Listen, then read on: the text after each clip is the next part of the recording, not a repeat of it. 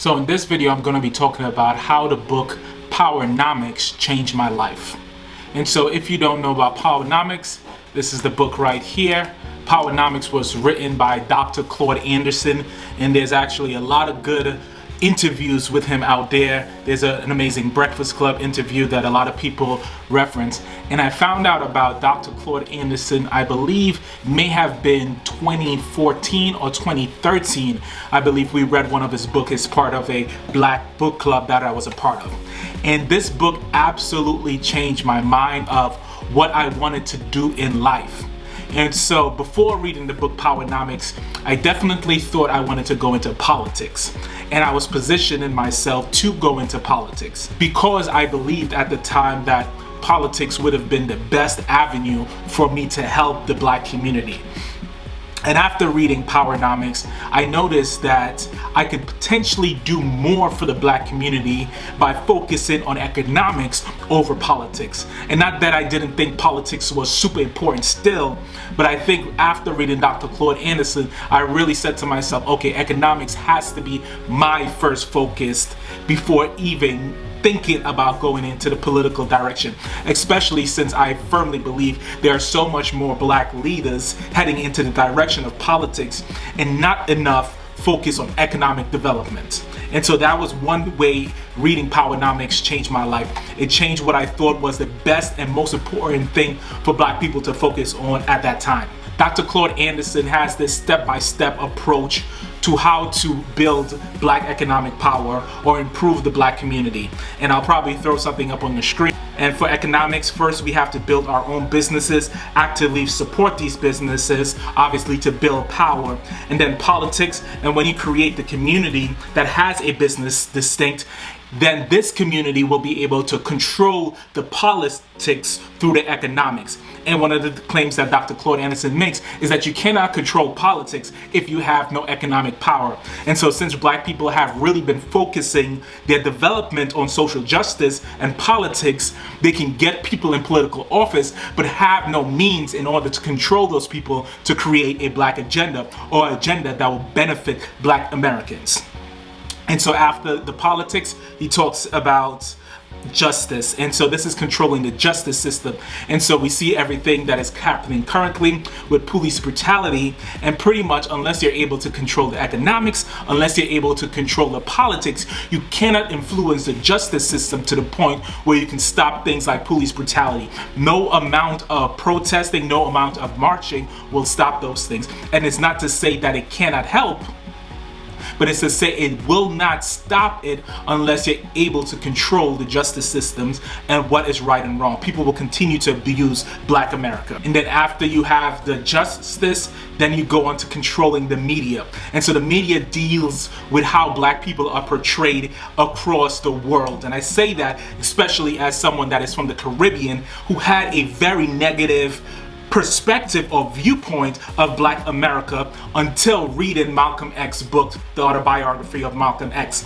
And reading that book actually informed me that the perception that Black people have of themselves and of each other across the diaspora is not one they created, but someone else created it for them. And the only way for us to really advance as a community like we need to is to stop letting the little differences between Black people across the diaspora divide us. And so I attribute Malcolm X's book, The Autobiography of Malcolm X, in me really becoming someone that believes in this Pan-African identity of Black people all around the world needing to come together to improve their situation.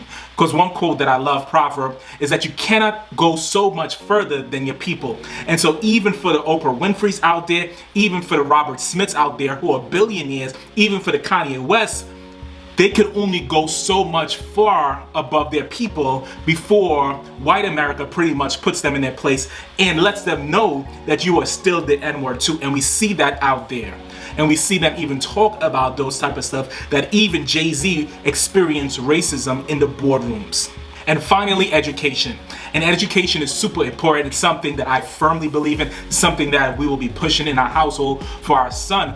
but the black community pushed education above economics, which makes absolute no sense, because without an economic foundation, you aren't able to employ your own people. And so even going back to Booker T. Washington days, the idea of creating this economic base, because if you don't create the jobs and employ your own people, there's no guarantee, and we've seen that there's no guarantee that other communities are going to be willing to employ us, because we know black people has historically been and still is the last hired and first fired, regardless of degree, regardless of skill set, regardless of talents.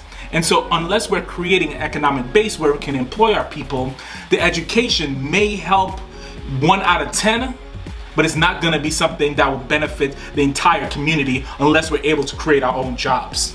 So those are Dr. Claud Anderson's step-by-step approach, focusing on economics, then after the economics, politics, then after politics, then the justice system, and after the justice system, the media, and after the media, education.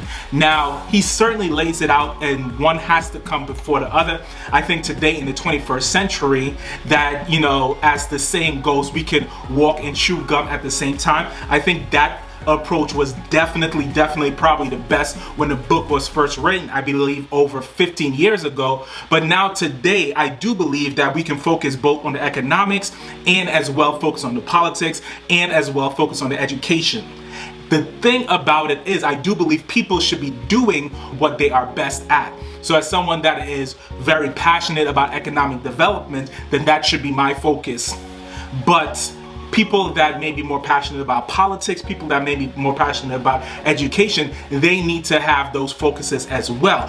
But we need to come together as a community to be able to say, okay, you're focusing on education, you're focusing on politics, you're focusing on media, so we all have different focuses. But unless we have jobs to employ our people, all of it becomes irrelevant to some degree, because I firmly believe, even down to the level of crime in our communities potentially, that has to do with the fact that our community is usually the one that is most unemployed because we have the fewest business owners. And so again, really gets back to the economics, and that's why I've made the economic piece a central focus of what I would call my ministry, is because I firmly believe that is the baseline, that is the safety net for the community. We cannot even control our own politicians, to be frank about it, unless we have some type of economic influence. So I absolutely love Dr. Claud Anderson and his works, and I was even recently watching a video from Dr. Boyce Watkins channel, and he was talking about, I believe, the DMX funeral, and I believe Damon John, who posted something and then recanted his post. I believe he said, you know, Minister Farrakhan did a great job or something along those lines. And then he recanted his post saying that, you know, I take back what I said. I really didn't get too much into it. But, you know, and it's a similar situation with Nick Cannon. And it's like, you don't even have the freedom to say what you feel and believe unless you control your economics. Now, it'd be different if most of Damon John's money was coming from his own community. But because he needs those key players, in some respects, it almost seems like, you know, you're forced to bend the knee. Nick Cannon forced to bend the knee. And that happens to a lot of people in Black America.